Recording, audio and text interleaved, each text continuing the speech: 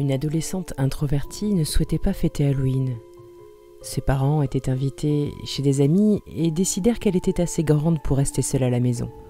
Leur chien, Sparrow, resterait avec elle. La jeune fille regarda des séries jusqu'à tard le soir. Quand les yeux lui piquèrent de fatigue, elle alla se coucher. Elle dormait profondément lorsqu'elle crut entendre son chien aboyer. Elle avait le cœur qui battait la chamade, une terrifiante sensation que quelqu'un était dans la pièce. Elle laissa tomber son bras au bord du lit et Sparrow la lécha. Elle se rassura immédiatement. C'était un cauchemar. Elle laissa de nouveau tomber son bras et à nouveau Sparrow la rassura. Elle se rendormit. Elle fut réveillée par le hurlement de ses parents. Elle descendit en trombe et vit ses parents horrifiés devant le cadavre de Sparrow, égorgé. Un mot était déposé. Même les hommes peuvent lécher.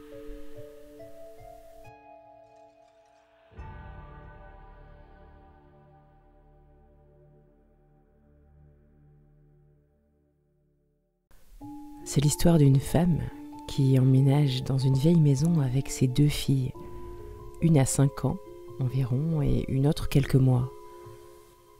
La femme décide de faire l'état des lieux, mais avant, elle couche le bébé dans un lit à barreaux et laisse les jouets à la plus grande, près de la petite. Puis la mère monte dans le grenier. Elle range un peu le bordel, elle nettoie. Elle regarde ensuite la maison d'en face par la petite fenêtre. Son nouveau voisin lui fait un grand signe de la main pour la saluer, mais il est bizarre, il a un visage impassible et il penche la tête sur le côté. Elle soupire et chasse sa mauvaise intuition de la main. Elle détourne l'attention et d'un coup, elle entend hurler. Le bébé crie, puis tout à coup, plus rien, plus un sanglot. Elle descend les escaliers à toute vitesse, elle s'approche du lit à barreaux. La plus grande était partie loin et revient en courant. Le bébé a la tête coincée entre les barreaux et il est égorgé.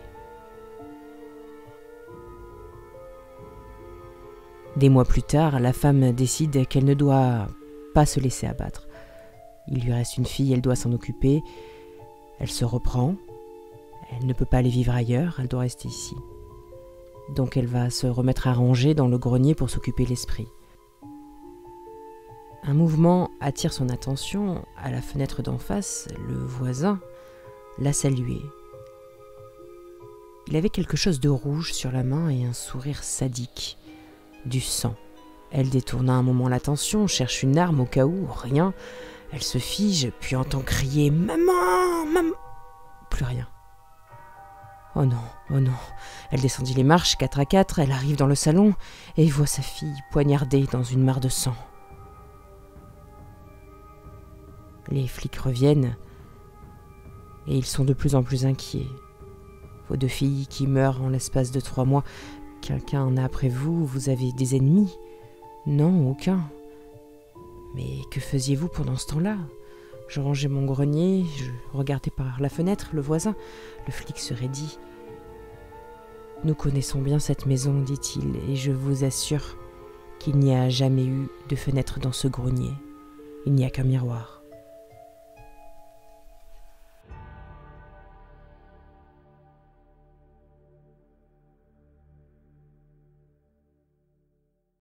C'est l'histoire d'une petite fille qui est avec sa mère dans un parc d'attractions.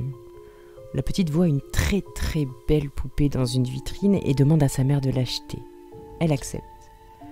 Au moment de partir, le vendeur dit d'une voix mystérieuse « Tous les soirs, à 17h, attachez les poignets de la poupée et enfermez-la à double tour dans une armoire. » Alors, après avoir longuement joué avec la poupée, le soir à 17h, la mère attacha les poignets de la poupée et l'enferma à double tour dans une armoire. Au bout de 7 jours consécutifs, la mère se dit que le vendeur était un peu fou et ne fit pas les recommandations.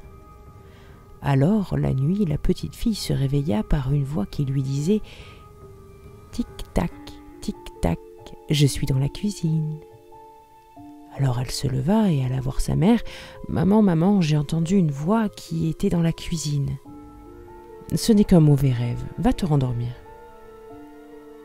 7 minutes après, elle se réveilla par une voix qui lui disait « Tic-tac, tic-tac, je suis dans les escaliers. » Alors elle se leva et alla voir sa mère. « Maman, maman, j'ai entendu une voix qui était dans les escaliers. »« Chérie, tu as fait un cauchemar, point. Allez, va te recoucher. » 7 minutes après, elle se leva encore par une voix qui lui disait « Tic-tac, tic-tac, je suis dans le couloir. » Alors elle se leva et alla voir sa mère.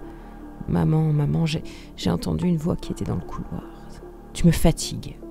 Va te recoucher immédiatement. » 7 minutes après, elle se réveilla par une voix qui lui disait « Tic-tac, tic-tac, je suis dans ta chambre. » Alors elle se leva et alla voir sa mère. « Maman, maman, j'ai entendu une voix qui est dans ma chambre. »« Bon sang, la prochaine fois que tu me réveilles, tu es punie. » 7 minutes après, elle se réveilla par une voix qui lui disait « Tic-tac, tic-tac, j'ai tué ta maman. » Alors elle se leva et alla voir sa mère.